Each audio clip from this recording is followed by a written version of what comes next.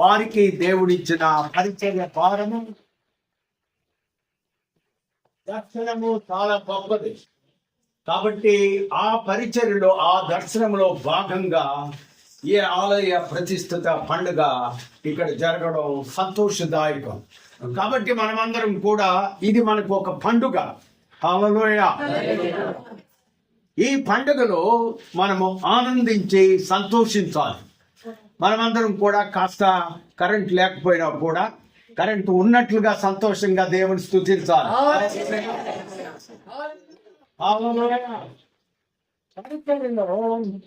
మనము సర్వసామాన్యంగా కష్టపడడం నేర్చుకోవాలి. పరిచర్యలో కష్టపడము నేర్చుకోవాలి. కాబట్టి కరెంట్ ఉన్నప్పుడే సంతోషంగా ఉండడం కాదు, కరెంట్ లేనప్పుడు కూడా మనం ఏం చేయాలి? సంతోషంగా ఉండాలి. ఈ శుభ సందర్భంలో అందరూ కూడా వాక్యాన్ని వినాలి. నేను కాస్త గట్టిగానే చెప్తాను, బయట ఉన్న వాళ్ళకు కూడా వినిపిస్తుంది. నాకు గట్టిగా చెప్పడం అలవాటు, కాబట్టి మీరు అందరికి వినిపించేటట్లు చెప్తాను.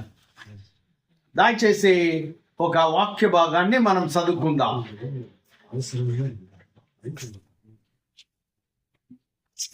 126వ కీర్తన 6వ వచనం.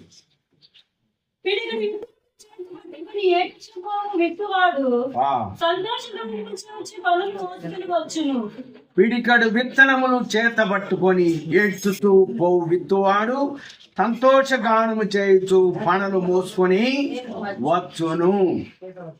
వాస్తవంగా ఈ భాగాన్ని మనము చదువుతూ ఉన్నప్పుడు నిజంగా ఈ 126వ కీర్తనలో యెహోవా మన కొరకు గొప్ప కార్యములు చేసి ఉన్నాడు, మనము సంతోషభరితులమై అని చెప్పబడినది.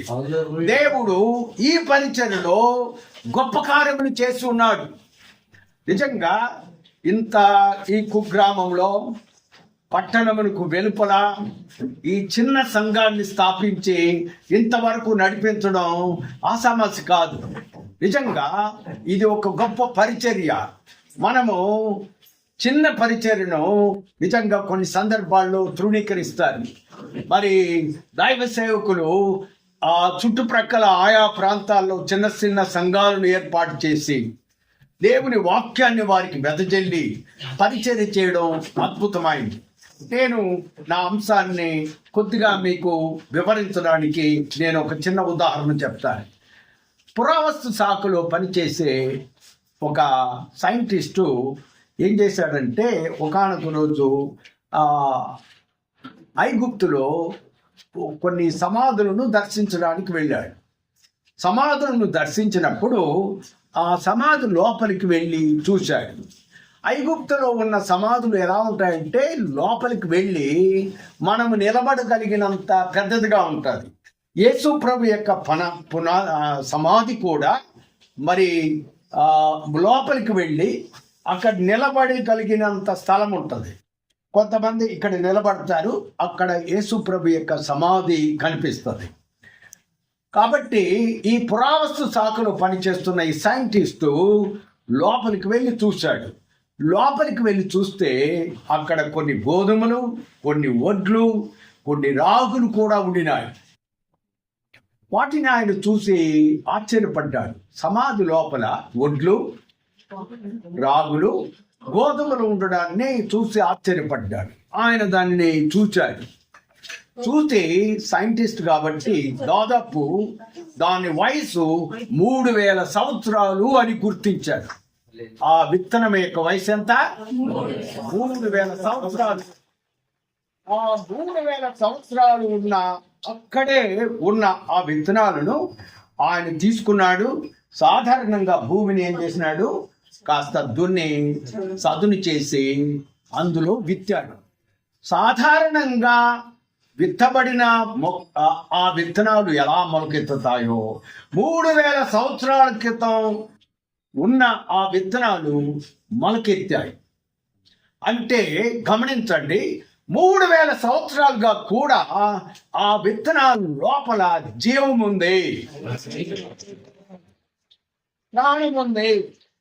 కాబట్టి అది ఏమైంది? ఆ యొక్క కుగ్రామాల్లో దేవుని వాక్యాన్ని దేవుని సేవకులు ఏం చేస్తున్నారు? విత్తుతూ ఉన్నారు.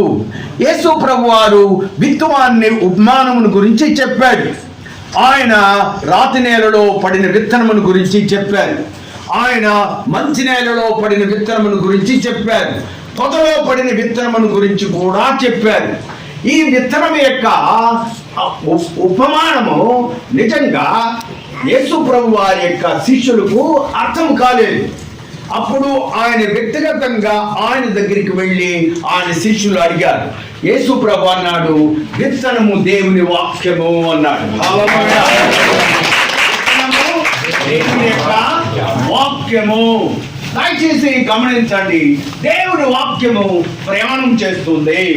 ఉత్తరాలు ప్రయాణం చేస్తాయి, ఉత్తరాలు కూడా ప్రయాణం చేస్తాయి. దేవుని వాక్యము ఎలా ప్రయాణం చేస్తుందో నేను మీకు చెప్పడానికి ఆశిస్తూ ఉన్నాను. గమనించండి, ఎద్దులు, గొర్రెలు, మేకలన్నీ కూడా ఉత్తరాలు ఆ జంతువుల యొక్క చర్మానికి, వెంట్రుకలకు అంటుకుంటాయి. అవి చాలా దూరం ప్రయాణం చేసి మార్గమధ్యములో తన తోకను విసిరినప్పుడు అందులో అతుక్కున్న విత్తనాలు ఏం చేస్తుంది? అక్కడ పడిపోతాయి. అది మట్టి లోపలికి వెళ్ళి అది చిన్న చెట్టుగా పెరిగి పెద్ద వృక్షం అవుతుంది. హల్లెలూయా. దేవుని యొక్క వాక్యాన్ని మనం విత్తినప్పుడు చిన్న సంఘము మహావృక్షం అవుతుంది. హల్లెలూయా. హల్లెలూయా. కాబట్టి దేవుని యొక్క వాక్యము నిజంగా విత్తనమునకు పోల్చబడింది. దేవుని యొక్క వాక్యము విత్తనమునకు పోల్చబడింది. ఈ పిలుపు పరిచర్యలను మనం చూస్తే తన పిలుపు పరిచర్యలు, మన పిలుపు పరిచర్యలు దేవుని చేత నియమింపబడినది. గమనించండి, దేవుని చేత నిర్ణయింపబడిందని మనం రూఢిపరచుకోవాలి. అటు తర్వాత ఇది ఎంచుకొనుటకు ఒక వృత్తి కాదు. ఏది? ఈ పరిచర్య ఎంచుకోవడానికి ఒక వృత్తి కాదు. ప్రియులు సుధాకర్ గారు పూర్తిగా గుర్తింపు, గౌరవం పొందడానికి ఇది హోదా కాదు. మనుషుల చేత స్థాపింపబడిన ఒక సేవా సంస్థ కాదు. మనుషుల హస్త నిక్షేపణ వలన నియమింపబడినది కాదు. మనుషుల మూలముగాను మనుషుల వలన కలిగినది కాదు. ఈ పరిచర్య ఆయనకు దేవుడు అనుగ్రహించాడు. హల్లెలూయా. కాబట్టి పరిచర్య అనేది దేవుని చేత మనకు అనుగ్రహించబడినది. కాబట్టి దేవుడు అనుగ్రహించకపోతే పరిచర్య విస్తరించదు, వ్యాపించదు, వర్ధిల్లదు. కాబట్టి పరిచర్య దేవుడు మనకిచ్చిన గొప్ప దానము. కాబట్టి ఈరోజు నేను ఈ సందర్భంలో విత్తనాన్ని తెస్తుంది. ఏంటండి? విత్తనము విత్తనాన్ని తెస్తుంది. ప్రభునందు ప్రియమైన వాళ్ళరా, యేసు ప్రభు వారికి 12 మంది శిష్యులు ఉన్నట్లుగా మనం వాక్య భాగంలో చదువుతూ ఉన్నాం. యేసు ప్రభు వారితో కూడా కలిసి భోజనం చేశారు, వారితో కలిసి పరిచర్య చేశారు. ఒకానొక రోజు చేపలు పట్టే పేతురును చూసి యేసు ప్రభు అన్నారు, నేను ఇక మీదట నిన్ను మనుషులను పట్టే జాలరిగా ఏం చేస్తాను అన్నాడు. ప్రభునందు ప్రియమైన వాళ్ళరా, ఆయన ఒకానొక రోజు యేసు ప్రభు వారు చెప్పినట్లుగా ఆయన ఆజ్ఞకు లోబడి ఆయన వలలు వేశాడు, విస్తారమైన చేపలను పట్టాడు. ఆయన ఆ విస్తారమైన చేపలను ఆయన యొక్క పాలి భాగస్తులను కూడా పిలుచుకున్నట్లుగా మనం చూస్తూ ఉన్నాం. నిజంగా అది మహా గొప్ప అద్భుతం. ఆ అద్భుతము చూసిన పేతురు అనుకొని ఉంటాడు, ఇలాగే యేసు ప్రభు నాతో కూడా ఉంటే నేను ఒక గొప్ప ధనవంతుని అయిపోతాను. ఎందుకంటే ఈ విస్తారమైన చేపలు పట్టడానికి ఆయన మాట చొప్పున నేనేం చేశాను. అంతకుముందు చేపలు పట్టడానికి వెళ్ళాడు, ఒక్క చేప కూడా ఏం చేయలేడు, పట్టలేకపోయాడు. కానీ యేసు ప్రభు చెప్పినట్లు చేశాడు, విస్తారమైన చేపలను ఏం చేసినాడు, పట్టినాడు. ఇప్పుడు మీరు గమనించండి, యేసు ప్రభు ఇలా అద్భుతాలు చేస్తూ ఉంటే నేను బాగా డబ్బులు సంపాదించుకుంటాను, నేను నిజంగా గొప్ప ధనవంతుని అయిపోతాను, యేసు ప్రభు కూడా నేనేం చేస్తాను, పరిచర్యకు సహాయకరంగా ఉంటాను అని చెప్పి ఉండవచ్చు. కానీ ఆయన ఏమన్నాడంటే, ఈ రోజు నుండి నీవు నన్ను వెంబడించు, నేను నిన్ను చేపలు పట్టేవాడినిగా కాదు, మనుషులను పట్టేవాడినిగా చేస్తాను అన్నాడు. ప్రభునందు ప్రియమైన వారలారా, దైవ సేవకులు మనుషులను పట్టేవాళ్ళు. మీరు గమనించండి, మనుషులు అనేక రకాలు. నిజంగా సేవలో పేదవాళ్ళు ఉంటారు, ధనవంతులు ఉంటారు, చదువుకున్న వాళ్ళు ఉంటారు, చదువు రాని వాళ్ళు ఉంటారు, పామరులు ఉంటారు. నిజంగా ఒక చదువుకున్న ఒక వ్యక్తి పాటలు పాడడం, ప్రభువును స్తుతించడము, అటు తర్వాత వాక్యాన్ని అర్థం చేసుకోవడం, ఇతరులకు బోధించడం అతడు చేయడానికి సమర్థవంతుడిగా ఉండగలడు. ప్రభువునందు ప్రియమైన వారలారా, దేవుడు తన యొక్క సేవకులను, అనగా తనతో కూడా ఉన్న సేవకులను పామరులు. అయితే వారందరూ గొప్ప విద్యావంతులుగా ఉన్నట్లుగా చెప్పబడినది. నేను జెరూసలేంకి వెళ్ళినప్పుడు జెరూసలేములో పేతురు యొక్క ఇంటిని చూసా. పేతురు యొక్క ఇంటికి పైన ఒక పెద్ద దేవాలయం కట్టారు. దానికి 12 మంటపాలు, 12 గుమ్మాలు పెట్టారు. ఆ 12 గుమ్మాలు ఉన్న ఆ ఆలయం కింద ఒక రంధ్రం పెట్టారు. ఆ రంధ్రము కింద చూస్తే పేతురు యొక్క ఇల్లు ఉంటుంది. చూడండి మీరు, పేతురు యొక్క ఇంటి పైన నిజంగా ఒక పెద్ద 12 గుమ్మములు ఉన్న ఒక ఆలయాన్ని నిర్మించారు. నిజంగా మీరు ఆశ్చర్యం కదా, ఇది అద్భుతం కదా.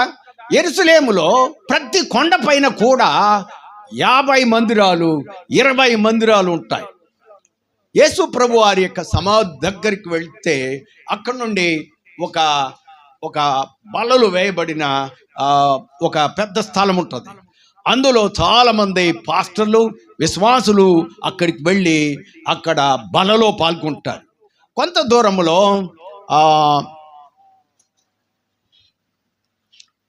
మనం ప్రత్యేకంగా ఇక్కడ బాప్తిస్వాలు ఆయా సందర్భాల్లో ఇస్తూ ఉంటారు.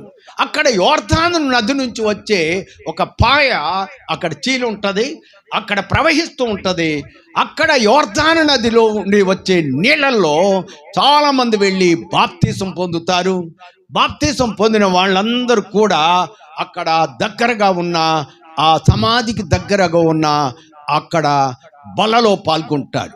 ప్రభునందు ప్రియమైన వారలారా, ఈ యొక్క అద్భుతమైన సమయములో బల్ల రక్షణను చూపిస్తుంది, సున్నతి కూడా రక్షణను చూపిస్తుంది. ఆ విధంగానే మనము ఆది కాండములో మనము ఆ ఇంద్రధనుస్సును చూస్తూ ఉన్నాం. ఇంద్రధనుస్సు కూడా రక్షణను చూపిస్తుంది. నిజంగా ఇవన్నీ అద్భుతమైనవి. దేవుని యొక్క వాక్యాన్ని మనము ఆలోచించినప్పుడు నేను ఒక ప్రాముఖ్యమైన వాక్య భాగాన్ని మీ ముందర ఉంచడానికి ఆశిస్తూ ఉన్నాను. దయచేసి మత్తయి సువార్త 13వ అధ్యాయము 31వ వచనాన్ని చదువుకుందాం. ఆయన మరి యొక్క ఉపమానం వారితో చెప్పాను. పరలోక రాజ్యము ఒకడు తీసుకొని తన పొలములో విత్తిన ఆవగింజను పోలి ఉన్నది. ఈరోజు మనము విత్తనము అన్న మాటను ధ్యానిస్తూ ఉన్నాం. విత్తనము దేవుని యొక్క వాక్యము. ఈ వాక్యాన్ని మనం ఏం చేస్తూ ఉన్నామంటే కన్నీటితో, దుఃఖముతో విత్తుతున్నాము. విత్తినప్పుడు నిజంగా దేవుడు మనలను ఒట్టి చేతులతో విడిచిపెట్టువాడు కాడు, మనలను పనలు మోసేవారినిగా చేస్తాడు. నిజంగా ఇక్కడ మనం గమనించాలి, ప్రారంభంలో కొంతమంది ఇక్కడ కూడుకొని ఆరాధన చేస్తూ ఉన్నారు. ఈరోజు మనం ఎంతమంది ఆరాధన చేస్తూ ఉన్నామంటే వీళ్ళందరూ దేవుని వాక్యము చేత పట్టబడిన వారు, దేవుని వాక్యము చేత రక్షింపబడిన వాళ్ళు, దేవుని వాక్యాన్ని వ్యక్తిగతంగా అంగీకరించి మారు మనసు పొంది పరివర్తన చెందిన వాళ్ళు. కాబట్టి రూపాంతరము చెందిన వాళ్ళు. నా జీవితంలోనికి, మీ జీవితంలోనికి దేవుని యొక్క వాక్యము రావడం వలన మనం మారు మనసు పొందాము, పరివర్తన పొందాము. కాబట్టి ఇక్కడ మనం చదువుకున్న వాక్యములో ఇక్కడ మనం చూసినట్లయితే ఇక్కడ ఒక అద్భుతమైన మాట చెప్పబడింది. ఈ అద్భుతమైన మాట విత్తనము, ఆ తర్వాత గింజ, పిండి, ఖర్చు పెట్టే ధనము, ముత్యము, వల అని 5 మాటలు ఇక్కడ చెప్పబడ్డాయి. ఒకటి విత్తనము, రెండవది గింజ, చూడండి పిండి, ఖర్చు పెట్టే ధనము, ముత్యము, వల అని చెప్పబడి ఉన్నది. ఇక్కడ పరలోకము మన ముంగట ఉండే ముత్యము వంటి పరలోక రాజ్యము. నిజంగా ఇక్కడ మనం చూసినట్లయితే విత్తనాన్ని గురించి చూస్తే నాటబడినది, పెరిగను, మొలిచెను అని మనం చూస్తూ ఉన్నాం. విత్తనం ఏం చేయబడింది? నాటబడినది, అది మొలిచింది, అది ఏమైంది? పెరిగింది అని చెప్పబడి ఉన్నది. మనము నిజంగా దేవుని యొక్క వాక్యం అనే విత్తనము మన హృదయంలో నాటబడినప్పుడు మనం ఆత్మీయంగా పెరుగుతూ ఉన్నాం, ఆత్మీయంగా మనం అభివృద్ధి పొందుతూ ఉన్నాం. నిజంగా ఆత్మీయంగా మనం ఫలభరితంగా మారుతూ ఉన్నాం. నిజంగా మీరు ఆత్మీయులైన మీరు నిజంగా మీరు బాలురుగా, శిశువులుగా ఉన్నారు. అప్పుడు దేవుని యొక్క వాక్యం అనే పాలను మీరు ఏం చేశారు? త్రాగారు. ఆ పాలను త్రాగి మీరు బలమైన ఆహారము తిన్నారు. బలమైన ఆహారము తిన్న వారందరూ కూడా పెరిగి గొప్పవాళ్ళయ్యారు. పెరిగిన వాళ్ళల్లో కొంతమంది దైవ సేవకు, పరిచర్య కొరకు వచ్చారు. నిజంగా ఇవన్నీ కూడా పెరుగుదలను చూపిస్తుంది. కాబట్టి నిజంగా మన జీవితంలో ప్రార్థన, వాక్యము, సువార్త ఎంతో ప్రయోజనకరము. కాబట్టి ప్రార్థన లేకుండా వాక్యము, సువార్త నిజంగా వ్యాపించదు. కాబట్టి మన జీవితాల్లో దేవునితో హత్తుకోవడం, దేవునితో కలిసి ఉండడం, దేవుని సన్నిధిలో కనిపెట్టడం, ఇవన్నీ ప్రార్థన ద్వారా వాక్యము, సువార్త ఏం చేస్తుంది?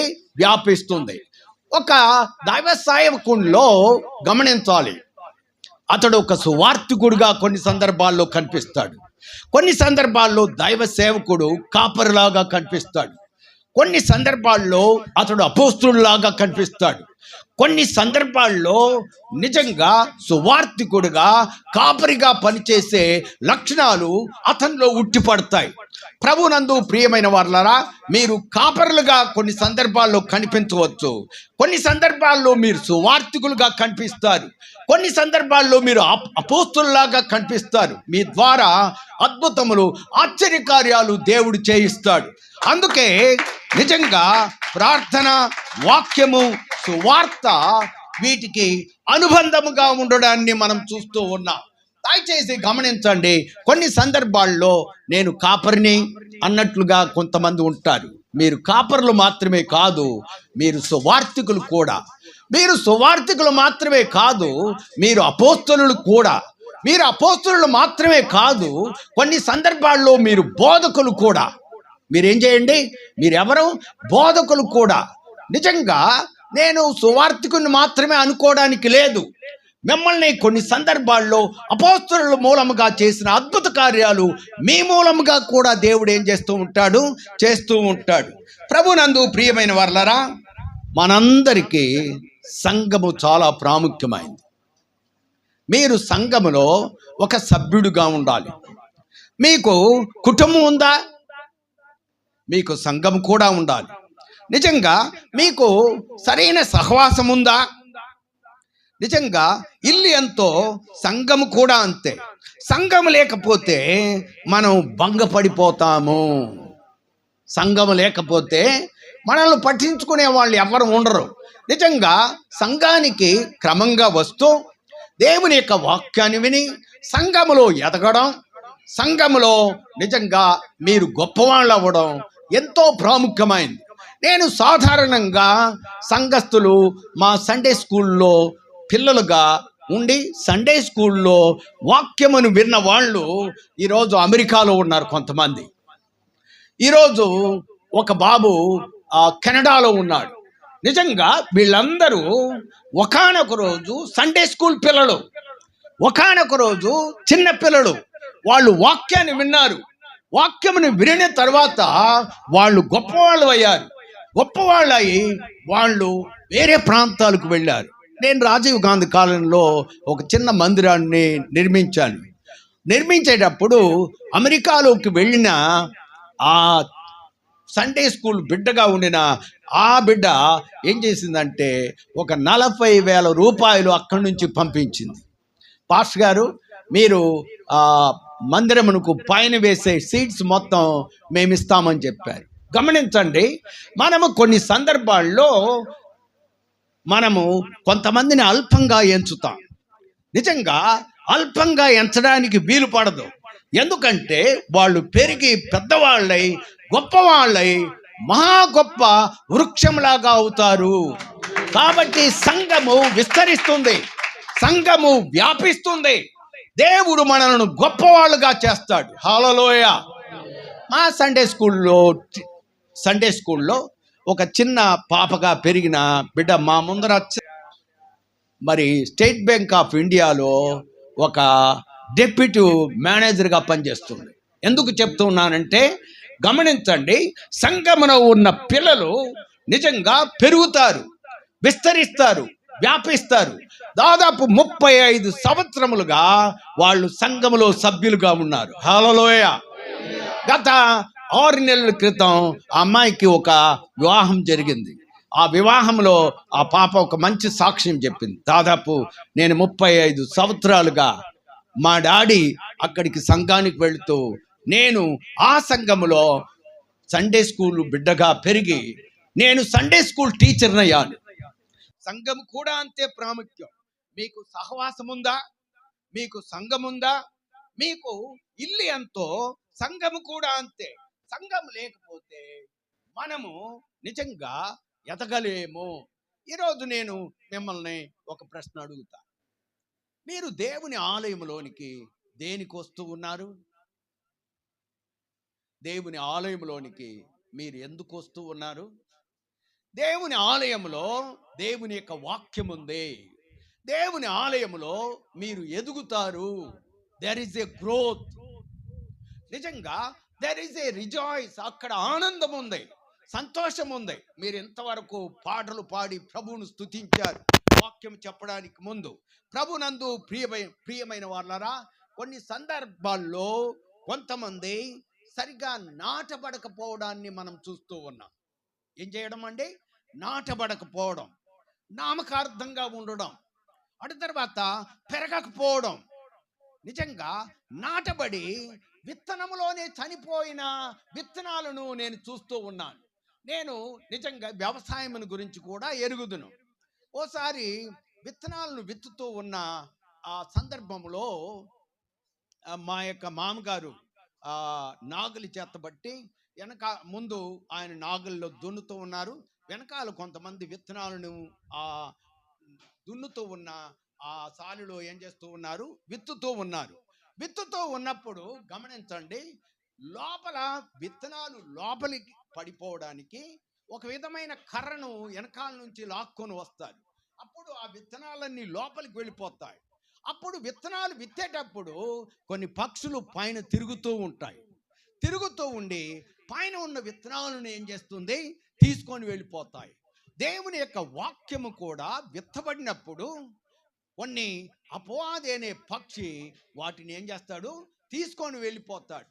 నిజంగా అది లోపలికి వెళ్ళి నిజంగా నాటబడి అది మలవడం ఎంతో ప్రాముఖ్యమైనది. ఇక్కడ నాటబడకపోవడం, నామకార్థంగా ఉండడం, పెరగకపోవడం, నాటబడి మలవకపోవడం. నాటబడి ఏం చేయడం? మలవకపోవడం. మార్కు సువార్త 8:24 వచనాన్ని చదువుకుందాం. 8వ అధ్యాయము 24వ వచనం. వాడు కన్నులెత్తి మనుషుల్లాగా కనబడుతున్నారు. ఏమన్నాడండి? వాళ్ళు చెట్లులాగా నడుచుతూ ఉండడాన్ని, మనుషులు నడుచుతూ ఉండడాన్ని నేనేం చేస్తున్నాను? నాకు కనబడుతున్నది. మరలా ఒకసారి చదవండి. వాడు కన్నులెత్తి మనుషులు నాకు కనబడుతున్నారు, చెట్ల వలె ఉండి నడుచుతున్నట్లుగా ఏం చేస్తున్నారు? కనబడుతున్నారు. మీరందరూ చెట్లు, మీరు నడిచే చెట్లు. ఎవరండి మీరు? చెట్లు ఒకే చోట ఉంటాయి. నిజంగా దేవుడు అద్భుతకరుడు. ఒక చెట్లో ఉండి వగరైన పండ్లు వస్తాయి, ఒక చెట్టులో ఉండి తీయగా ఉండే పండ్లు వస్తాయి, ఒక చెట్టులో ఉండి పుల్లగా ఉండే పండ్లు వస్తాయి. ఒకే భూమి, భూమి మాత్రము ఒకటే, కానీ పండ్లు అనేక రకములుగా ఉండడం మనం చూస్తూ ఉన్నాం. ఇవన్నీ మానవులకు ప్రయోజనకరమే, దీవెనకరమే. ఇక్కడ మీరందరూ నేనందరూ కూడా ప్రయాణం చేసే చెట్లు. మనం ఏం చేసేవాళ్ళమండి? ప్రయాణం చేసే చెట్లు. కాబట్టి ఇతడు ప్రార్థన చేసినప్పుడు, అతనికి స్వస్థత కలిగినప్పుడు నాకు ఎలా కనిపిస్తూ ఉన్నారు? చెట్లలాగా కనిపిస్తున్నారు. కానీ వాళ్ళు నడిచే వాళ్ళుగా ఉండడం మనం చూస్తూ ఉన్నాం. ప్రభునందు ప్రియమైన వారలారా, యోహాను సువార్త మొట్టమొదటి అధ్యాయము 48 వచనాన్ని చదువుకుందాం. యోహాను సువార్త మొట్టమొదటి అధ్యాయము 48 వచనం.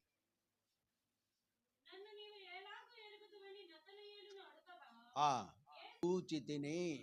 నిజంగా ఈ భాగాన్ని మనము ఆలోచిస్తూ ఉన్నప్పుడు మత్తయి సువార్త 21 అధ్యాయము 19 వచనాన్ని కూడా చదువుకుందాం. మత్తయి సువార్త 21:19. త్రోవ ప్రక్కన ఉన్న ఒక అంజూరపు చెట్టును చూసి దాని యొద్దకు రాగా అందులో ఆకులు తప్ప మరి ఏమీ కనబడలేదు. ప్రభునందు ప్రియమైన వారలారా, మనం ప్రభువును అంగీకరించి నిజంగా ఈ ఆలయమును స్థాపించి ఇక్కడ 5వ సంవత్సరం అని చెప్పారు. నిజంగా మనము ఆలోచించినట్లయితే మనమందరము ఫలభరితంగా ఉన్నామా? నిజంగా మన ఫలములు నిజంగా ఇతరులు తిని నిజంగా అందులో ఉండి విశ్వాసములో ఎదుగుతూ ఉన్నారని ఆలోచిస్తే, ఫలభరితమైన విశ్వాసులు ఎల్లప్పుడూ దేవుని సంఘములో ఉండడం చాలా మంచిది. నిజంగా మనము ఎదిగేవారముగా, ఫలించేవారముగా, నిజంగా ఫ్రూట్ఫుల్గా ఉండడం దేవుని యొక్క చిత్తానుసారమైనది. కాబట్టి మనం యోహాను సువార్త 4:34 వచనాన్ని చదివితే, 4వ అధ్యాయము,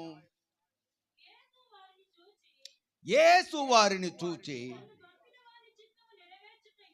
నన్ను పంపిన వాణ్ణి చిత్తము నెరవేర్చుటయు ఆయన పనిని తుదముట్టించడము నాకేమై ఉంది? ఆహారమై ఉంది.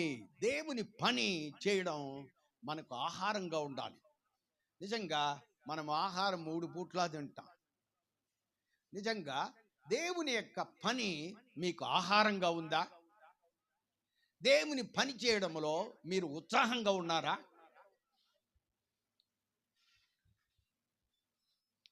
నిజంగా మీరు ఆలోచించండి. మనమందరం కూడా దేవుని యొక్క వాక్యమును మోసేవారం. ఆ వాక్యాన్ని మనం మోస్తే మనలను మన దేవుడు మోస్తాడు. కాబట్టి ఇక్కడ ఉన్న చాలా మంది వాక్యాన్ని మోసేవాళ్ళు. నిజంగా వాక్యాన్ని మీరు ఎక్కడికి వెళ్ళినా ఏం చేస్తూ ఉంటారు? మోస్తూ ఉంటారు. నేను ఒక చిన్న పుస్తకాన్ని చదువుతూ ఉన్నాను. ఆహారం అనే ఒక పుస్తకాన్ని నేను చదువుతూ ఉన్నప్పుడు అందులో ఒక చిన్న ఉదాహరణ కనిపించింది. ఏంటి ఆ ఉదాహరణ అని మనం చూస్తే, ఇంటింట సువార్థికులు, ఇంటింట సేవకులు అనే పుస్తకాన్ని చదువుతూ ఉన్నప్పుడు వాళ్ళందరూ పుస్తకాలు ఇచ్చి మీరు ఆ గ్రామంలోకి వెళ్ళి ఆ గ్రామంలో అమ్మి దాని ద్వారా వచ్చే డబ్బుతో మీరు ఆహారము పుచ్చుకోవాలి అని చెప్పారు. నిజంగా వాళ్ళందరూ ఒక గ్రామంలోకి వెళ్ళారు. ఆ గ్రామంలో ఒక్కరు కూడా ఒక పుస్తకం కొనలేదు. ఇంకొక గ్రామంలోకి వెళ్ళారు, సువార్త ప్రకటించారు, ఎవ్వరూ పుస్తకాలు కొనలేదు. కొనకపోవడంతో వీళ్ళకి ఆహారం లేదు. కాబట్టి ఆ ఇంటింట పరిచర్య చేసేవాళ్ళు ఈ పుస్తకాలు అమ్మి మీరేం చేయాలి? ఆ డబ్బుతో మధ్యాహ్న భోజనం చేయాలి అని చెప్పారు. అయితే మధ్యాహ్నం అయింది, నిజంగా ఆకలి అవుతుంది. అయితే ఆహారం కావాలంటే ఆ పుస్తకాలు ఏం చేయాలి? అమ్ముడు పోవాలి. వాళ్ళు ఏం చేశారంటే ప్రయాణం చేస్తూ ఉన్నప్పుడు ఒక వంక ఒకటి వచ్చింది. ఆ ఎక్కువగా ఇసుక ఉన్న ఆ వంకలో ఏం చేశారంటే, మనమందరం కొద్దిసేపు కూర్చొని ప్రార్థన చేద్దాం, ప్రార్థన చేసి అటువైపు ఉన్న ఆ గ్రామంలోనికి సువార్త ప్రకటిద్దామని అనుకున్నారు. కాబట్టి ఆ వంకలో కూర్చొని వాళ్ళందరూ పాటలు పాడి దేవుని ఆత్మచేత అభిషేకించబడ్డారు, ప్రార్థన చేశారు. ఆ వంకకు అవతల ఉన్న గ్రామంలోనికి వెళ్ళారు. ఆ గ్రామంలోనికి వెళ్ళినప్పుడు ఒక్క పుస్తకము కూడా మిగలకుండా అన్ని పుస్తకాలను కొనేసుకున్నారు. ఆ ప్రార్థన ద్వారా దేవుడు ఆ గ్రామాన్ని సంధించాడు. ఆ గ్రామంలో ఆ సువార్త పుస్తకాలన్నీ కూడా అమ్ముడుపోయాయి. అప్పుడు వాళ్ళందరూ సంతోషించి ఆ గ్రామంకి అవతలకు వెళ్ళి ఒక హోటల్లో వాళ్ళు ఏం చేశారు, భోజనం చేశారు. ప్రభునందు ప్రియమైన వాళ్ళరా, దేవుడు తన సేవకుని పోషించేవాడు. హల్లెలూయా. ఆయన వారిని నిజంగా విస్తరింప చేసేవాడు, వారిని వర్ధల చేసేవాడు. దేవుడు వారిని నిజంగా సమృద్ధిని అనుగ్రహించేవాడు. ఈ సందర్భంలో నిజంగా ఒక రాజుగారి దగ్గరికి పోయి ఒక అతను ఒక 4 బలమైన గ్రద్దలను అతనికి ఇచ్చేసాడంట. అయ్యా, వీటిని నేను పోషించలేను, కాబట్టి నేను దీనిని మీకు ఇస్తూ ఉన్నానని చెప్పి రాజుగారి దగ్గర ఇచ్చేసాడంట. రాజుగారు తన గృహంలో నుండి ఆ 3 గ్రద్దలను చూస్తూ ఉండేవాడంట. అవి పైకి ఎగిరేటప్పుడు దానిని చూసి ఆనందిస్తూ ఉండేవాడట. గమనించండి, ఒక గ్రద్ద మాత్రం ఆ చెట్టు వదిలిపెట్టి బయటకు వెళ్ళడం లేదు. అందులో ఉన్న ఫలాలను బాగా తిని బలిసి అది ఆ చెట్టులోనే ఉండేదంట. ఒకరోజు ఒక అతన్ని పిలిచి, బాబు, ఆ గ్రద్ద బయటికి ఎగరడం లేదు, కాబట్టి అది ఎగరడానికి అవకాశాలు ఏమైనా ఉందా అని చెప్పి అడిగితే ఎంతోమంది ప్రయత్నం చేశారు. ఎవరు ప్రయత్నం చేసినా ఆ చెట్టు సమృద్ధిగా ఉన్న ఆ చెట్టు ఫలములను తినిన ఆ గ్రద్ద పైకి ఏం చేయలేదు, ఎగరలేదు. ఒక సర్వసాధారణమైన ఒక వ్యవసాయకుడు వెళ్ళాడు. అయ్యా, నేను అది ఎగిరేటట్లు చేస్తాను అన్నాడు. ఏం చేయగలవు అన్నాడు. లేదులేండి, నేను చేస్తూ చాలామంది చేశారు, అది ఎగరలేదు. చాలా జ్ఞానవంతులు కూడా అది ఎగరలేకుండా పోయింది. కానీ సాధారణమైన ఒక వ్యవసాయకుడు ఏం చేశాడంటే, ఒక కత్తి తీసుకొని వెళ్ళి ఏం చేశాడు, ఆ చెట్టును నరకడం ప్రారంభించాడు. ఎప్పుడైతే ఆ చెట్టు కింద పడిపోవడానికి పటపటాని సౌండ్ వచ్చిందో, ఇంకా నేను ఇందులో ఉంటే బతకలేను అని చెప్పి ఆ చెట్టులో ఉండి తన 2 రెక్కలు చాపి పైకి ఎగరడానికి ప్రారంభించింది. అప్పుడు రాజు చూసి సంతోషించి అతన్ని పిలిచి ఒక పెద్ద బహుమానం ఇచ్చాడు. ప్రభువునందు ప్రియమైన వారలారా, మనము తిని సమృద్ధిగా ఒకే చోట ఉండిపోవడం దేవునికి ప్రీతికరము కాదు. మనము నిజంగా విస్తరించి నడిచి ఈ వాక్యం అనే విత్తనాన్ని ఏం చేయాలి, వెదజల్లాలి. ఈ వాక్యాన్ని వెదజల్లడానికే దేవుడు సేవకులుగా మనల్ని ఏం చేశాడు, పిలిచాడు. నేను కొత్తగా సేవకు వచ్చినప్పుడు నేను వాస్తవంగా సువార్తికుణ్ణి. నేను కొన్ని విలేజ్లకు వెళ్ళి అక్కడ సువార్తను ప్రకటించేవాడిని. ఆ వీధిలోనే నిజంగా రాత్రి అయితే నాతో కూడా ఎవరైనా ఉంటే ఒక అరుగు మీద పడుకునేసేవాళ్ళు. నేను యంగ్గా ఉండేవాడిని. నిజంగా నన్ను ఎవరు ఇంట్లో చేర్చుకునేవాళ్ళు కాదు. ఒంటరిగా ఒక అరుగు మీద పడుకునేసేవాళ్ళు. తెల్లారితో ఎక్కడైనా టిఫిన్ చేసి మళ్ళా సాయంత్రము వేళల్లో సువార్తను ప్రకటించేవాళ్ళు. ఒకరోజు ఒక దైవ సేవకుడు నేను వెళ్ళాము. నిజంగా ఒక చోట దేవుని యొక్క సువార్తను ప్రకటించాం. వీధిలో సువార్త ప్రకటించినప్పుడు ఒక దయ్యం పట్టిన ఒక ఆవిడ గట్టిగా అరుచుకుంటూ ముందరకు వచ్చింది. నా పరిచర్యలో నేను మా పాస్టర్ గారితో దయ్యాలు వెళ్ళగొట్టడం చూశా. కానీ నా పరిచర్యలో దయ్యం బట్టి ఒక ఆమె నా దగ్గరికి పరిగెత్తి రావడం మొట్టమొదటిసారి. అది నా దగ్గరికి పరిగెత్తి రావడం చూసి నేను చాలా భయపడ్డా. కానీ నాకు ఒక ధైర్యం ఏంటంటే, యేసు నామములో వెళ్ళిపో అని చెప్పా. అది కింద పడి ఏం చేసింది, ఆవిడ స్వస్థత పొందింది. ఆ తర్వాత ఆవిడ మెల్లగా మమ్మల్ని తమ ఇంట్లోకి ఆహ్వానించింది, మాకు ఆతిథ్యం ఇచ్చింది. ఆ తర్వాత ఆమె రక్షింపబడింది, బాప్తిసం పొందింది. హల్లెలూయా. ప్రభువునందు ప్రియమైన వాళ్ళారా, మనము చేపలు పట్టడం, ఆత్మలను సంపాదించడం ఎలాగో నేర్చుకోవాలి. వాక్యం చెప్తుంది, ప్రభు అయిన యేసుక్రీస్తు వారు ఆత్మల సంపాదకుడు. ఆయన ఎవరండి? ఆత్మల సంపాదకుడు. మనలను కూడా ఆత్మల సంపాదకులుగా చేయాలని ఆయనకు ఆశ. ఆత్మ సంపాదకులు అని మనం చూసినప్పుడు, నేను దైవ సేవకులు భక్తి సింగ్ గారిని గురించి నేను ఒక చిన్న పుస్తకంలో ఒక చిన్న స్టోరీ చదివా. ఏంటంటే, ఆయన ఒకరోజు ఒక స్టార్ హోటల్లోకి వెళ్ళాడు. ఆ స్టార్ హోటల్లోకి వెళ్ళినప్పుడు అతనికి ఆహారం వడ్డించడానికి సూట్ వేసుకున్న ఒక పరిచర్య, అనగా ఆహారం పంచిపెట్టడానికి, ఆయనకు వడ్డించడానికి ఒక వ్యక్తి వచ్చాడు. అప్పుడు దేవుడు అన్నాడు, అతనికి నువ్వు సువార్త చెప్పు అన్నాడు. ఎవరికి? ఆ వడ్డించే వ్యక్తికి సువార్త చెప్పు అన్నాడు. ప్రభుతో అన్నాడు, ప్రభా ఇది స్టార్ హోటల్, అతడు సూట్ వేసుకొని ఉన్నాడు, పక్కనున్న వాళ్ళందరూ కూడా పెద్ద పెద్ద ధనవంతులు కూర్చొని ఉన్నారు, నేను సువార్తను అతనికి చెప్పడం ఎలాగూ అని ఆలోచిస్తూ ఉన్నాడు. అతడు వడ్డించి లోపలికి వెళ్ళిపోయాడు కిచెన్లోకి.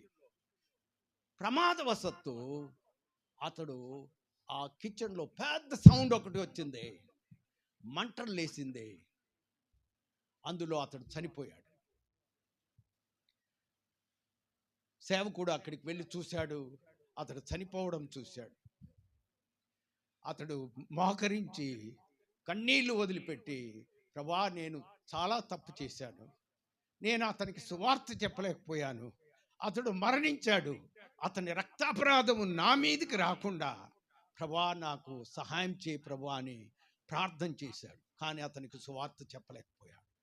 నిజంగా మీరు గమనించండి, సువార్తను ప్రకటించకపోతే నీకు నాకు అయ్యో, నీకు నాకు అయ్యో శ్రమ.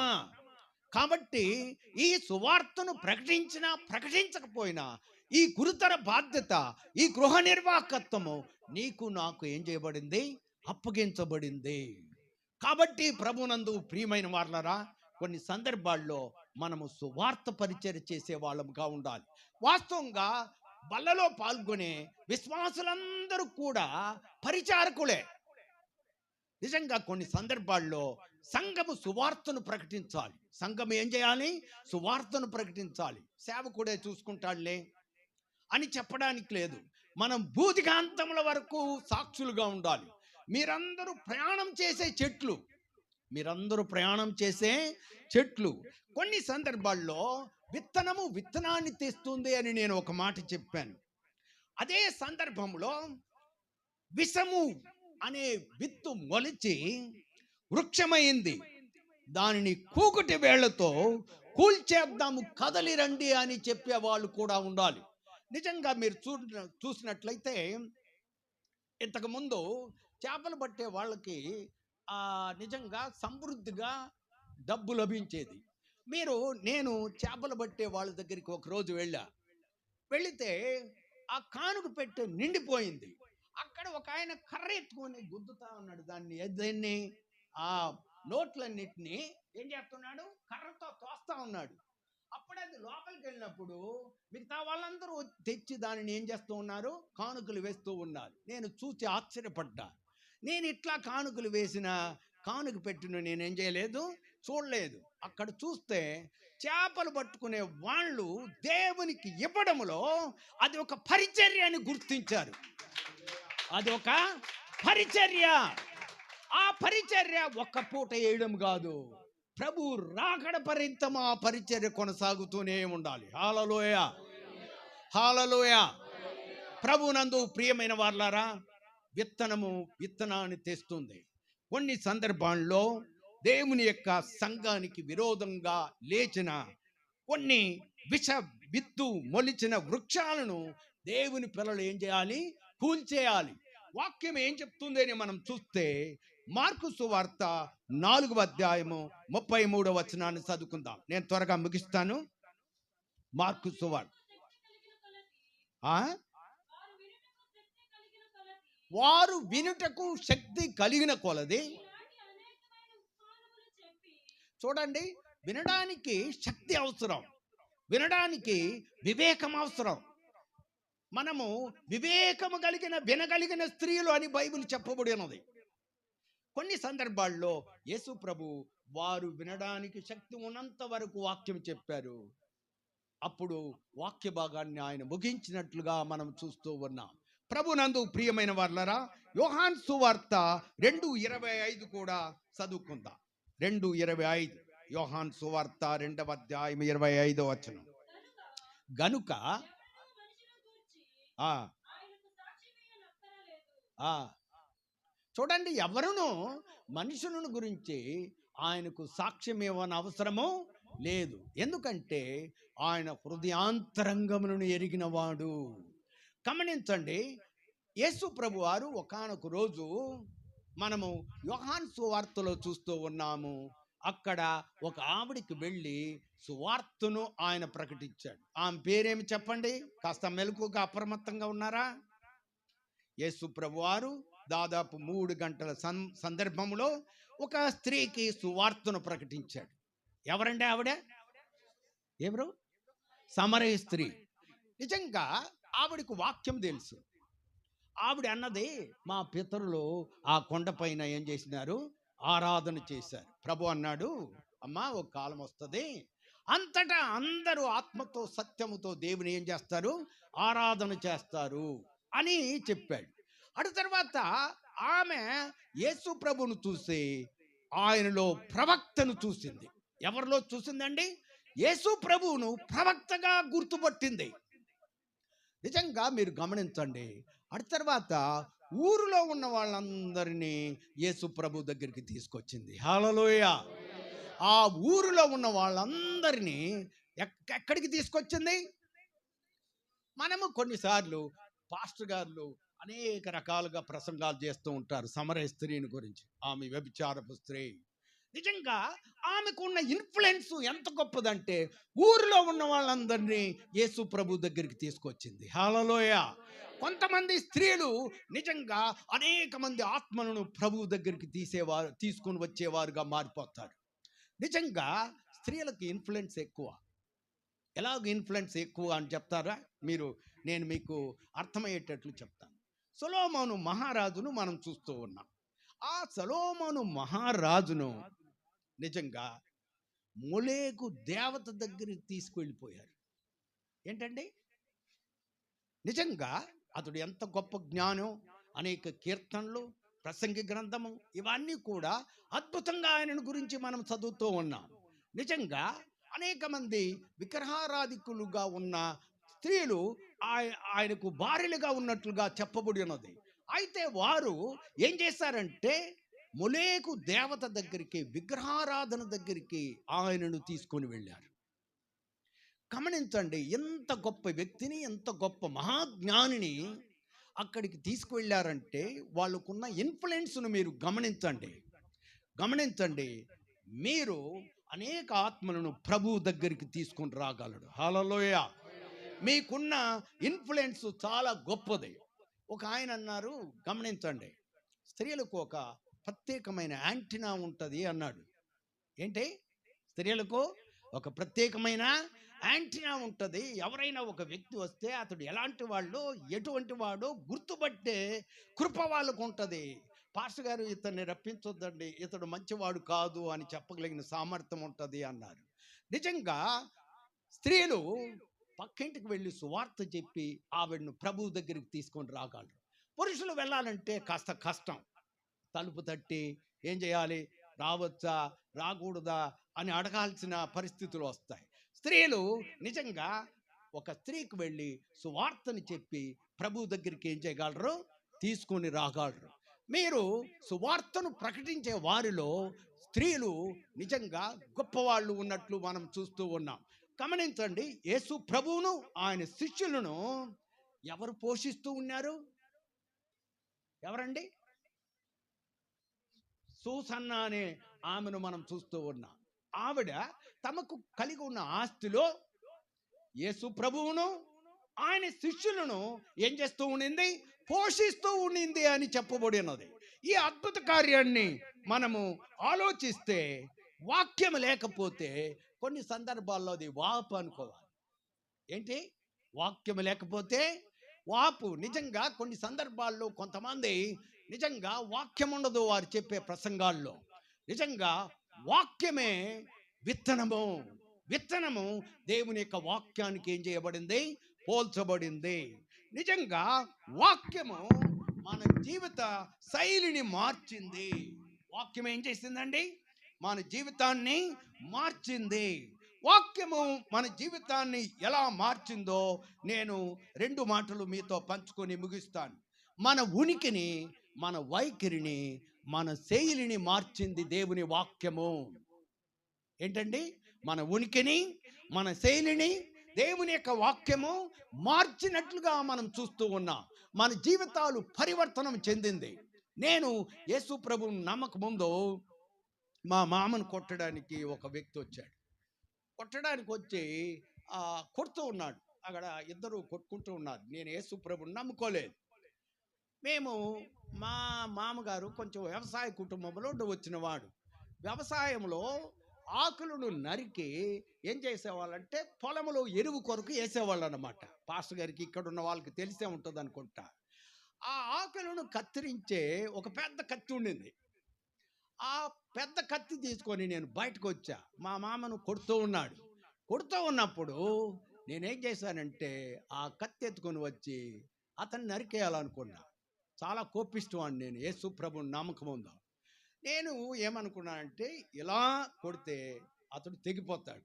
కత్తిని తిప్పించి కొడితే ఎక్కడ కొట్టింది దెబ్బ కూడా తగలదు తెలియదు అని చెప్పి కత్తి తిప్పించి కొట్టిన. అతడు కింద పడిపోయాడు. నిజంగా యేసు ప్రభువుని నమ్మక ముందు నేను భయంకరమైన పాపిని, దుర్మార్గుణ్ణి. దేవుని వాక్యము నా జీవితంలో నా ఉనికిని, నా వైఖరిని, నా శైలిని మార్చేసింది. నేను రూపాంతరం చెందాను, మారు మనసు పొందాను, ప్రేమించే వ్యక్తిగా మారిపోయాను, సువార్తను ప్రకటించే వ్యక్తిగా మారిపోయాను. నిజంగా దేవుని వాక్యము నా హృదయంలోనికి రావడం వలన నాలో జరిగిన గొప్ప మార్పు ఇది. ఈ యొక్క మంచి సందర్భంలో, ఈ యొక్క పండుగ సందర్భంలో నిజంగా దేవుని వాక్యానికి మిమ్మల్ని మీరు అప్పగించుకున్నారా? దేవుని వాక్యానికి మిమ్మల్ని ప్రతిష్ఠించుకున్నారా? నిజంగా దేవుని వాక్యంలో మీరు ఎదుగుతూ ఉన్నారా? మన జీవితాలను 3 విధములుగా చెప్పొచ్చు. ఒకటి మన పాత జీవితం. యేసు ప్రభువుని నమ్మక ముందు మన యొక్క పాత జీవితం. ఎలాగూ మన పాత జీవితం అపరాధముల చేతను, పాపముల చేతను మనము సచ్చిన వారముగా ఉండాం. ఇది 2వ అధ్యాయం ఎఫెసీయులకు రాసిన పత్రిక 3వ వచనములో మనం చూస్తూ ఉన్నాం. మీ అపరాధముల చేతను, పాపముల చేతను మీరు సచ్చిన వారై ఉండగా ఆయన మిమ్మల్ని క్రీస్తుతో కూడా బ్రతికించెను. క్రీస్తుతో కూడా దేవుడు మిమ్మల్ని ఏం చేసినాడు? బ్రతికించాడు. హల్లెలూయా. కాబట్టి పాత జీవితంలో, పాత బ్రతుకులో మనం ఇతరులను హింసించే వారంగా ఉండినాము, ఇతరుల మనసును గాయపరిచే వారంగా ఉండినాము. ఇప్పుడైతే వాక్యం చెప్తుంది, రోమీలకు రాసిన పత్రిక 6వ అధ్యాయం 4వ వచనములో అవర్ న్యూ లైఫ్ను గురించి మనం చూస్తున్నాం. మన యొక్క నూతన జీవితాన్ని గురించి మనం చదువుతున్నాం. గమనించండి, చదవండి. 6:4. కాబట్టి తండ్రి మహిమ వలన క్రీస్తు మృతుల్లో ఉండి ఎలాగూ లేపబడెనో అలాగే మనమును నూతన జీవము పొందిన వారమై నడుచుకున్నట్లు మనము బాప్తిస్మము వలన ఏం చేయబడ్డాము? ఆయన మరణములో పాలు పొంది ఆయనతో కూడా లేపబడితిమి. హల్లెలూయా. బాప్తిస్మమునకు నిర్వచనం ఏంటంటే మానవుని యొక్క ఆంతర్యములో జరిగే మార్పునకు బాహ్య గుర్తు బాప్తిస్మం. మానవుని యొక్క హృదయాంతరంగములో జరిగే అదృశ్యమైన మార్పునకు బాహ్య గుర్తు బాప్తిస్మం అన్నమాట. కాబట్టి అంతరంగంలో మార్పు పొందకుండా, అది కంటికి కనిపించేది కాదు. నిజంగా పెండ్లి కొరకు బాప్తిస్మం ఇచ్చారనుకోండి, గమనించండి, నిజంగా అది అంతరంగంలో మార్పు పొందినట్లా గమనించండి. ప్రభునందు ప్రియమైన వారలారా, ఇక్కడ మనము దేవుని దగ్గరికి వచ్చినప్పుడు ఒక నూతన జీవమును దేవుడు మనకు అనుగ్రహించాడు. మన జీవితం మారింది, మన ఉనికి మారింది, మన వైఖరి మారింది, మన శైలి మారింది. అంత మాత్రమే కాదు, మనం మొట్టమొదటి అధ్యాయంలోనికి వస్తే 3వ వచనాన్ని చదివితే, మన ప్రభు అయిన యేసుక్రీస్తు యొక్క తండ్రి యగు దేవుడు స్తుతింపబడును గాక. ఆయన క్రీస్తునందు పరలోక విషయములలో ఆత్మ సంబంధమైన ప్రతి ఆశీర్వాదమును మనకు అనుగ్రహించెను. ఆత్మ సంబంధమైన ప్రతి ఆశీర్వాదాన్ని దేవుడు మనకేం చేశాడు? అనుగ్రహించాడు. పాత నిబంధన కాలముల్లో నిజంగా వాళ్ళు మన్నాతో పోషింపబడ్డారు. వాళ్ళకి దేవుడు ఆస్తులను ఇచ్చాడు, పిల్లలను ఇచ్చాడు. నిజంగా వారు విస్తరించారు, పెరిగారు అని చెప్పబడినది. దాని వలన వాళ్ళు గర్వించి దేవుని వదిలిపెట్టి నిజంగా ఆస్తులే గొప్పదిగా అనుకున్నారు. కానీ క్రొత్త నిబంధన కాలంలో ఆత్మ సంబంధమైన ప్రతి ఆశీర్వాదమును దేవుడు మనకు అనుగ్రహించాడు. హల్లెలూయా. కాబట్టి మీరు ఎంత గొప్ప ధన్యులు. మీరు క్రీస్తు యేసులో రక్షింపబడ్డారు. ఆయన నిత్య జీవాన్ని మీకు ఇచ్చాడు. నిజంగా మీలో పరివర్తనను కలుగు చేశాడు. మనలను ధన్యులుగా చేశాడు. పరలోకమునకు వారసులుగా చేశాడు. మన ప్రభు త్వరగా రాబోతూ ఉన్నాడు. హల్లెలూయా. గమనించండి, అనేక భూకంపములు కలుగుతున్నాయి ఈ రోజుల్లో. ఉక్రెయిన్కు, రష్యాకు సంవత్సరాల తరబడి యుద్ధం జరుగుతుంది. నిజంగా మీరు గమనించండి, ఇశ్రాయేలీయులకు, నిజంగా హౌతీ ప్రజలకు, గాజాలో ఉన్న ప్రజలకు నిరంతరము యుద్ధాలు జరుగుతూనే ఉన్నాయి. మనమందరము యేసుక్రీస్తు యొక్క రాకడకు సమీపముగా ఉన్న కాలములో జీవించుతున్నాం. హల్లెలూయా. మన పరిశుద్ధులు ప్రభు త్వరగా వచ్చుతున్నాడని చెప్పి వాళ్ళు ప్రాణాలు వదిలేసుకున్నారు. నేను ఒక మాట చెప్తున్నాను, ఒకవేళ మనము బ్రతికి ఉన్న రోజుల్లో దేవుని రాకడ రావచ్చేమో. నిజంగా మనము అంత ఆసక్తితో ప్రభు వైపు ఎదురు చూస్తూ జీవిస్తే నిజంగా మనము ధన్యులం. తలలు వంచి చిన్న ప్రార్థన చేసుకుందాం. దయచేసి పరమ తండ్రి, ఈ అద్భుతమైన ఈ సందర్భంలో నీ వాక్యాన్ని మాకు సమృద్ధిగా మీరు అనుగ్రహించినందుకు స్తోత్రములు. ఈ బిడలు నీ వాక్యము చేత తృప్తిపరచబడినందుకు స్తోత్రములు. నీ వాక్యము ఆ సంగమనే నాయన పొలములో ఈ బిడ్డలు నాటబడి విస్తరించి వ్యాపించి ఫలభరితంగా ఉండడానికి ఈ బిడ్డలను దీవించమని కోరుతూ ఉన్నాను. నాయన నీ సేవకుని బట్టి స్తోత్రములు. ఇక్కడ జరుగుతున్న పరిచర్యను బట్టి స్తోత్రములు. ఈ పరిచర్య ఇంకను విస్తరించి వ్యాపించి వర్ధిల్లును కాక నీ సేవకుని దీవించమని కోరుతూ ఉన్నాం. ఈరోజు ఇక్కడ వచ్చిన నీ సేవకులను, విశ్వాసులందరినీ దీవించినందుకు స్తోత్రములు చెల్లిస్తూ మహిమ, ఘనత, ప్రభావములు నీకే చెల్లించుకుంటూ యేసు దివ్యనామమున ప్రార్థించుతున్నాము తండ్రి. ఆమేన్, ఆమేన్, ఆమేన్. Praise the Lord. స్తోత్రం, స్తోత్రం, స్తోత్రం.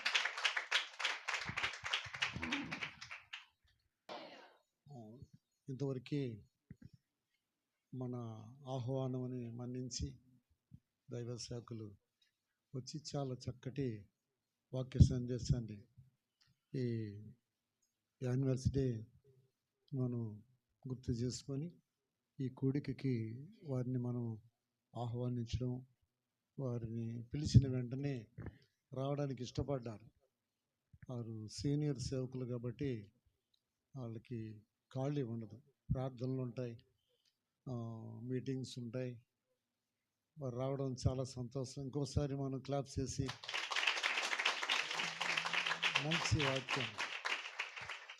మంచి వాక్య పరిచర్య ప్రియులారా, విత్తనమును గురించి చాలా చక్కగా రెండు వైపులు, ఇటు సేవకులు, ఇటు సంఘస్థులకి అందరికీ సంబంధించినటువంటి వాక్యాలతో వారిని అభిషేకించి దేవుడు మనతో మాట్లాడినందువల్ల చేతులెత్తి స్తోత్రం చెల్లిద్దాం. స్తోత్రం, స్తోత్రం, స్తోత్రం, స్తోత్రం, స్తోత్రం, స్తోత్రం, స్తోత్రం. స్తోత్రం స్తోత్రం స్తోత్రం స్తోత్రం స్తోత్రం తండ్రి. ఈ ప్రభు నా తండ్రి, ఇదిగో నాయన 5వ నా ప్రభు నాయన ప్రతిష్ఠిత నాయన కోడిక ఇంతవరకు నా ప్రభు చక్కని పాటలతో నాయన నీ మాటలతో నా ప్రభు దేవా మమ్మల్ని తృప్తిపరిచిన యేసయ్యానికి స్తోత్రాలు చెల్లిస్తున్న నాయన. నిజమే ప్రభు నా తండ్రి, అనువిషయుడు నా ప్రభు నాయన మీరుండి దేవా నీ దాసులను మరుగుపరిచిన ప్రభా, ఇత్తనము నా ప్రభా అయ్యే ఎన్ని సంవత్సరాలు నా ప్రభు నాయన ఉన్నప్పటికీ దాంట్లో జీవం ఉండి మొలిపించినట్లు నాయన నీ ప్రజల నా ప్రభ నాయన అలాంటి వారుగా మొలిపించి నడువుటకు నా ప్రభ ఫలించి కృపను అనుగ్రహించమని ప్రార్థిస్తున్నాం ప్రభా. నానాటికి సేవని ఆశీర్వదించండి, అభివృద్ధి చేయండి నాన్న. ఈ ప్రాంతమే కాదు అనేక ప్రాంతాల్లో నా ప్రభా నీ బిడ్డల ద్వారా అనేకమైన సేవ జరిగిన కృపనివ్వండి. ప్రతి వారినైనా ఒక్కొక్కరునైనా ఒక్కొక్క ఇత్తనములైనా ప్రభా ఫలించుటకు సహాయం ఇచ్చేమని ప్రార్థిస్తున్నాం తండ్రి. దేవా మీ దాసులను ఇంతవరకు నాయన మీరు మరుగుపరిచారు, ఆశీర్వాదకరంగా మీరు మార్చినందుకే స్తోత్రం. ఇన్నటి నాయన ప్రతి జీవితాలు నాయనా చదువు ఉన్న వారికే కాదు, చదువులేని విద్య లేని పామురుడిని పిలిచిన దేవుడవు, అనేక అద్భుతాలు చేసిన దేవుడు కన్నా ప్రభా. నీ చిత్త ప్రకారం నాయన మీ దాసులు అపోస్తులైనటువంటి మీ దాసుల ద్వారా ఇంత పరిచర్య జరిగిస్తున్నందుకే స్తోత్రం. కృప కలిగిన మా దేవుడా అయ్యా, మనిషి యొక్క శక్తి బలము ఎందుకు పనికిరాదు, కేవలం నీ పరిశుద్ధాత్మ చేతనైనా నడిపిస్తున్న విధానాన్ని బట్టి స్తోత్రం. ప్రభు ఎందరో రాలేకపోయి ఉన్నారు ప్రభు, మరొకరు నడిపించండి. కూడొచ్చి నీ బిడ్డలనా ప్రభా మరి పనులు ఉద్యోగాలు మానుకొని వచ్చినారు, బిడ్డలు దీవించండి, ఆశీర్వదించండి. ఇంతవరకు ఓపికని సహనాన్ని మీరు ఇచ్చినందుకే స్తోత్రాలు చెల్లిస్తున్నాను ఆయన. ఈ ప్రాంతంలో సేవ చేస్తున్నటువంటి నీ సేవకుల్ని మీరు ఆశీర్వదించండి, బలమైనటువంటి ఆయుధాలుగా వాడుకోండి. ఈ ప్రాంతం ప్రజలు రక్షించండి ప్రభా, మీరు ఆశీర్వదించండి. అనేకలు రక్షించిన ఆయన, మారు మనసు రక్షణ అయ్యా, పాప క్షమాపణ పొందిన ఆయన అయ్యా, నీ సాక్షులై జీవించే కృపను అనుగ్రహించి సహాయం చేసి మీరు మాత్రమే నాయన మహిమ తెచ్చుకోమని యేసు క్రీస్తు నామములో ప్రార్థించి వేడుకొనుచున్నాము తండ్రి. ఆమేన్. ఆమేన్. కూర్చుందాం. పరమ తండ్రి అయిన దేవుని యొక్క ప్రేమ, ప్రభువును రక్షకుడైన యేసుక్రీస్తు కృప, పరిశుద్ధాత్మని కాపుదల